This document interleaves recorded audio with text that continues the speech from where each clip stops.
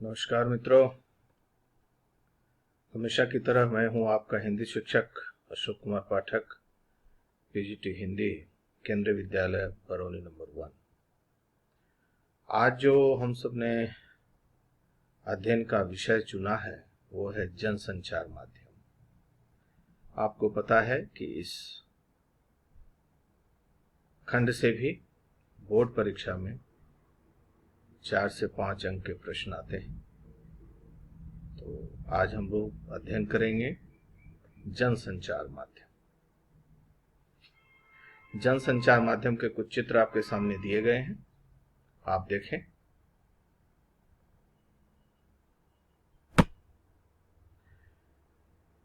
इसमें प्रश्न है कि संचार क्या है।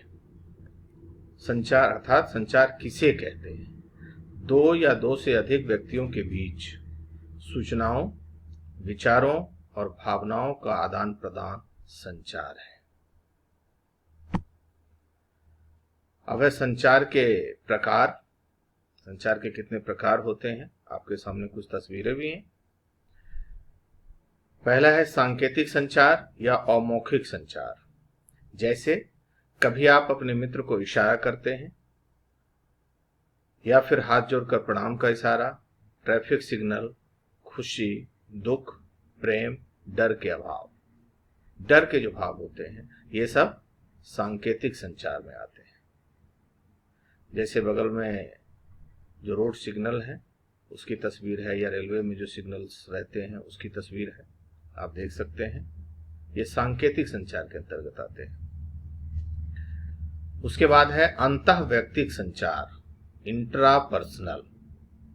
अकेले में कुछ सोचना, कुछ योजना बनाना, किसी को याद करना, पूजा करना, इबादत या प्रार्थना करते वक्त ध्यान करना, ये सब अंतःवैयक्तिक संचार के अंतर्गत आते हैं। उसके बाद है अंतरवैयक्तिक संचार, इंटरपर्सनल कम्युनिकेशन। जब दो व्यक्ति आपस में और आमने सामने करते हैं, इसे अंतरवैयक्तिक संचार कहते हैं। इस संचार में फीडबैक तुरंत प्राप्त होता है। अपने व्यक्तिगत जीवन की सफलता के लिए हमारा अंतरवैयक्तिक संचार का कौशल उन्नत एवं प्रभावी होना चाहिए। इस कौशल की जरूरत हमें कदम कदम पर पड़ती है। नौकरी और दाखिले के लिए होने वाले इंटरव्यू में इसी कौशल की परख होती है।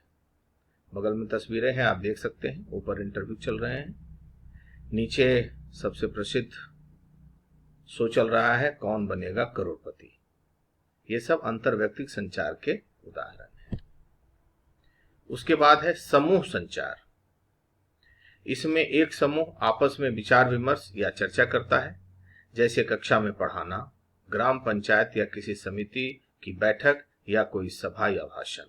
जैसे ऊपर कक्षा में अध्यापन चल रहा है जिससे आप हमेशा रूबरू होते हैं, ग्राम पंचायत की बैठक चल रही है या फिर अधिकारियों की बैठक है, जैसे हमारे यहाँ विद्यालय में प्रिंसिपल मीटिंग लेते हैं, मीटिंग में सारे शिक्षक सारे कर्मचारी जाते हैं, वो समूह संचार का उदाहरण है।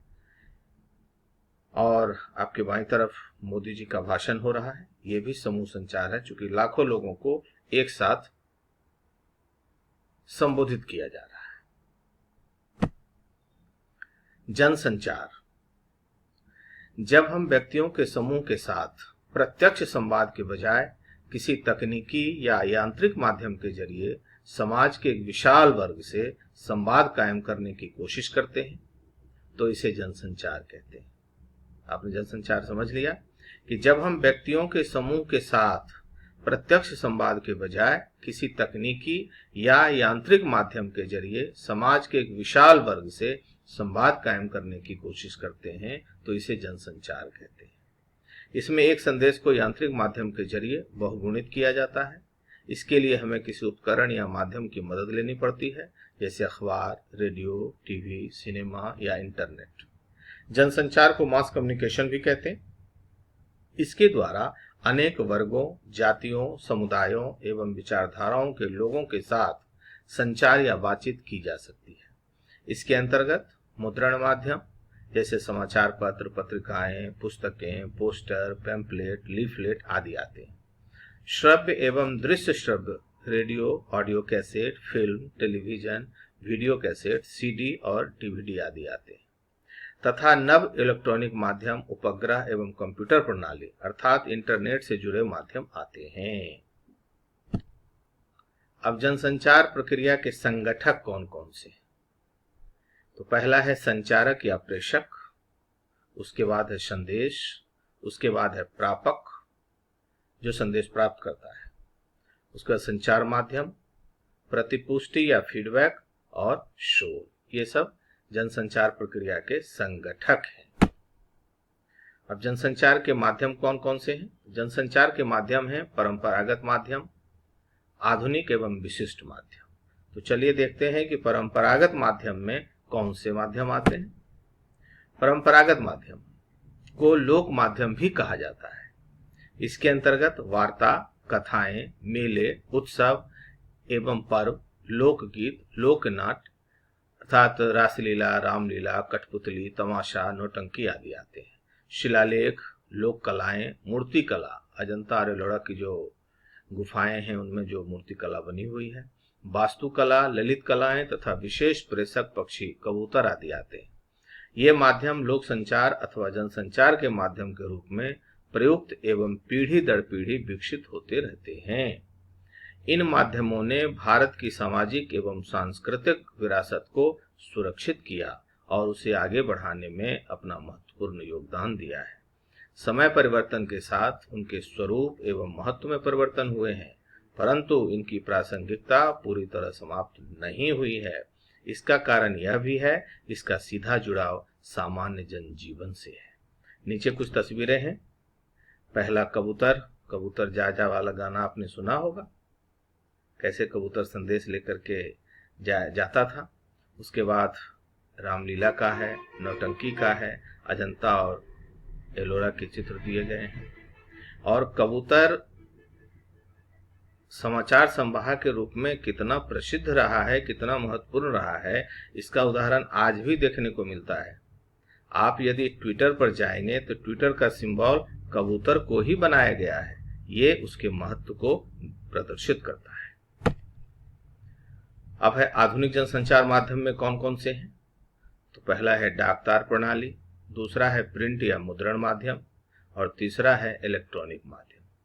नीचे प्रिंट या मुद्रण माध्यम के कौन कौन से प्रकार दिए गए हैं, उसके बाद इलेक्ट्रॉनिक माध्यम के कौन कौन से प्रकार दिए गए हैं, आप इसे देख सकते हैं। अब डाकतार प्रणाली।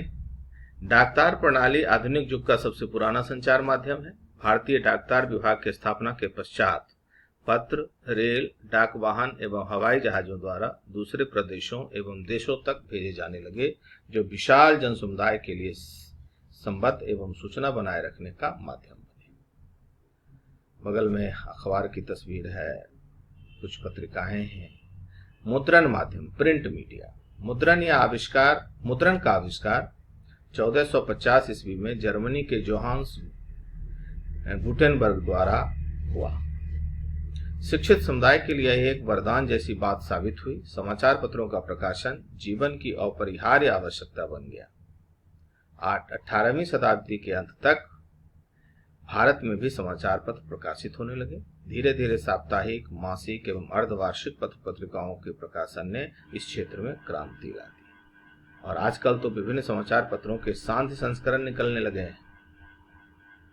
उसमें बहुत सारी बातें हैं जो आप इस सामने देख सकते हैं। इलेक्ट्रॉनिक माध्यम संचार प्रक्रिया में यह ऐसा संगठक है जिसमें विद्युत उपकरण द्वारा संदेश पहुंचाया जाता है। जैसे रेडियो, भारत में रेडियो का विकास कैसे हुआ, ये सामने हमने बनाने का, दिखाने का आपको प्रयास किया है, आप इसको देखें। सेवा का प्रकार कैसे कैसे है, ये सब आप देख सकते हैं। उसके बाद आया टेलीविजन। टेलीविजन आज संसार का सबसे शक्तिशाली एवं जनप्रिय माध्यम है। आप जानते हैं कि टेलीविजन का आविष्कार इंग्लैंड में हुआ। पेशे से इंजीनियर जॉन लॉगी बियर्ड ने इसकी खोज की। भारत में टेलीविजन प्रसारण की शुरुआत 15 सितंबर 1959 से हुई। 1 अप्रैल 1976 से इसके वर्तमान नाम दूरदर्शन से जाना जाता है। और आज टेलीविजन कितना हमारे जीवन में कितना महत्व रखता है, ये आप देख सकते हैं। उसके बाद है सिनेमा। सिनेमा मनोरंजन तथा जनसंचार का सशक्त माध्यम है। कला तथा संगीत के माध्यम से अभिव्यक्ति के साथ जन जागरूकता के क्षेत्र में सिनेमा का महत्व बढ़ा है। तकनीक की दृष्टि से कैसे क्या सिनेमा बन रहा है, आप इससे रूबरू हैं, परिचित हैं। बगल में हमने कुछ सिनेमा के पोस्टर्स दिए हैं। राजनीति, हिमालय की गोद में, ये सब सिनेमा के पोस्टर से सिनेमा का प्रचार है। उसके बाद आया इंटरनेट। इंटरनेट सूचना का संजाल अर्थात नेटवर्क है, जिसके माध्यम से नई पीढ़ी अपने को एक दूसरे से जोड़ने में सक्षम है। इंटरनेट सूचनाओं के आदान प्रदान का बेहतरीन माध्यम है। भारत में कंप्यूटर साक्षरता की बढ़ती प्रवृत्ति के कारण यह जनसंचार का माध्यम बनता जा रहा है। इंटरनेट सिर्फ सूचनाओं के संप्रेषण अथवा वितरण का कार्य नहीं करता, बल्कि मनोरंजन, ज्ञान तथा व्यक्तिगत संवादों का प्रसारण भी करता है। ईमेल इंटरनेट की महत्वपूर्ण प्रक्रिया है, जिसके माध्यम से आपसी संप्रेषण की प्रक्रिया को दिशा दी जाती है। और बहुत सारी बातें इंटरनेट के बारे में यहाँ सामने दी गई हैं, आप देख सकते हैं। अब है जनसंचार की विशेषताएं। इसकी विशेषताएं हैं कि इसमें फीडबैक तुरंत प्राप्त नहीं होता, संचारक और प्राप्तकर्ता के बीच कोई सीधा संबंध नहीं होता, ढेर सारे द्वारपाल गेटकीपर काम करते हैं। गेटकीपर समाचार संपादक, सहायक संपादक, उप संपादक यह तय करते हैं कि समाचार पत्र में क्या छपेगा, कितना छपेगा और किस तरह छपेगा। इस तरह टीवी एवं रेडियो में भी द्वारपाल होते हैं। जनसंचार के प्रमुख कार्य हैं सूचना देना, मनोरंजन करना, शिक्षित करना, एजेंडा तय करना, निगरानी करना, विचार विमर्श के मंच उपलब्ध कराना। अब जनसंचार माध्यमों के लिए जो लेखन है, समाचार, रिपोर्ट, परिचर्या, नाटक, धारावाहिक, फीचर, लेख, कहानी, विज्ञापन, साक्षात्कार, वार्ता, वृत्त चित्र, ये जनसंचार माध्यमों के लिए लेखन की विधियां हैं। समाचार लेखन। समाचार न्यूज का पर्याय है नॉर्थ, ईस्ट, वेस्ट, साउथ के नामों का संक्षिप्त रूप। क्योंकि समाचार में चारों दिशाओं के समझ की बातें हमारे सामने आती हैं, इसीलिए उसे न्यूज, उसका एब्रिविएटेड फॉर्म है न्यूज। अब छह ककार। समाचार का शीर्षक, मॉस्को में छत ढहने से 4 लोग मरे, 29 घायल। अब इस समाचार में क्या होगा, छह ककार कैसे होंगे, तो क्या, कौन, कब, कहां, कैसे, क्यों, इन 6 प्रश्नों के उत्तर देना ही समाचार है। जैसे क्या हुआ, तो 4 मरे, 29 घायल। कौन, आम नागरिक। कब, गुरुवार की रात या गुरुवार की शाम। कहां, उत्तर पश्चिम मॉस्को का बाओमास्की बाजार। कैसे, छत ढहने से घटना घटी। क्यों, छत पर बर्फ जमने से। तो इस तरह के 6 तरह से प्रश्नों के उत्तर दिए जाते हैं, वही समाचार कहलाता है। समाचार पत्र, आकाशवाणी तथा दूरदर्शन आदि समाचार संचार के माध्यम हैं, लेकिन तीनों की प्रकृति अलग अलग है। यदि एक मुद्रित माध्यम है तो दूसरा श्रव्य और तीसरा दृश्य श्रव्य।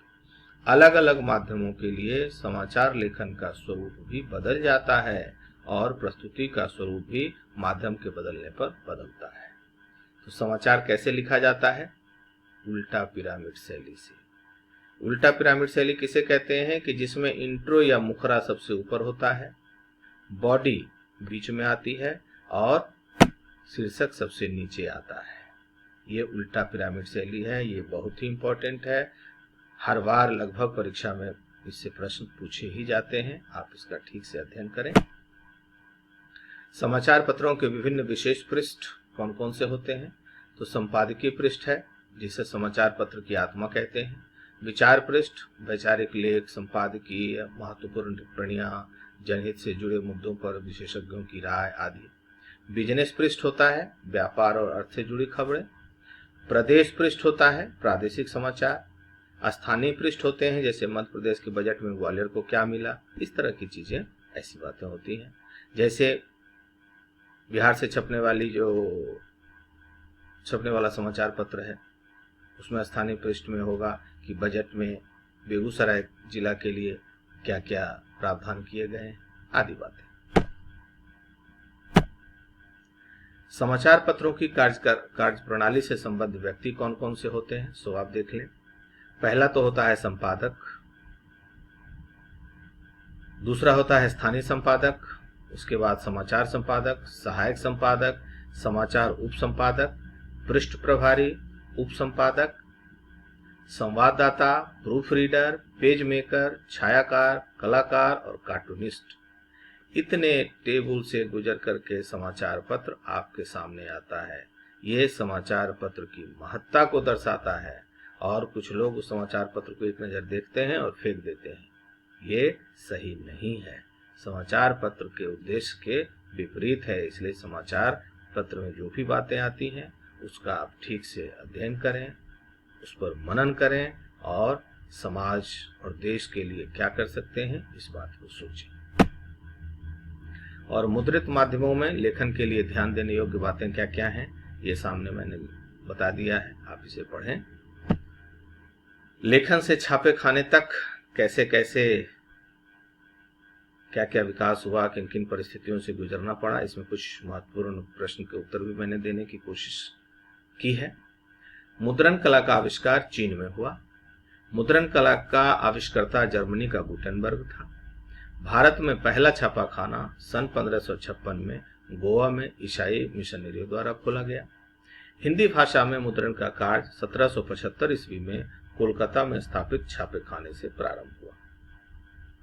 सन 1780 में पहला भारतीय समाचार पत्र बंगाल गजट प्रकाशित हुआ अंग्रेजी में। पहला हिंदी समाचार पत्र 30 मई 1826 को उदंत मार्तंड के नाम से प्रकाशित हुआ, जिसके संपादक थे पंडित जुगल किशोर। अब सबसे महत्वपूर्ण कार्य है आपका गृह कार्य, कक्षा कार्य। अभी तक जो चीजें मैंने बताई हैं उसका आप ठीक से अध्ययन करें और ये सारे प्रश्नों के उत्तर उसी में मिल जाएंगे। इन प्रश्नों का उत्तर आप तैयार रखें, जब हम मिलेंगे तब इस पर बातें होंगी। प्रश्न है, कोई एक समाचार लेकर तीनों अंग खोजिए और 6 ककार खोजिए। दूसरा प्रश्न है कि प्रिंट मीडिया के अंतर्गत आने वाले 2 माध्यमों का उल्लेख कीजिए। तीसरा प्रश्न है, जनसंचार क्या है, अर्थात जनसंचार की परिभाषा आपको लिखनी है। उसके बाद है, जनसंचार के दुरुपयोग से क्या परिणाम संभव हैं। और अगला प्रश्न है कि समाज के आधुनिकीकरण में जनसंचार माध्यमों की क्या भूमिका है। तो ये था जनसंचार माध्यम। मित्रों, यह यही समाप्त होता है।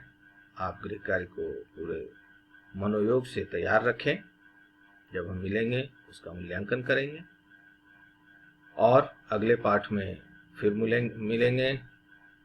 आप सभी को शुभकामनाएं। आप सबका बहुत बहुत धन्यवाद।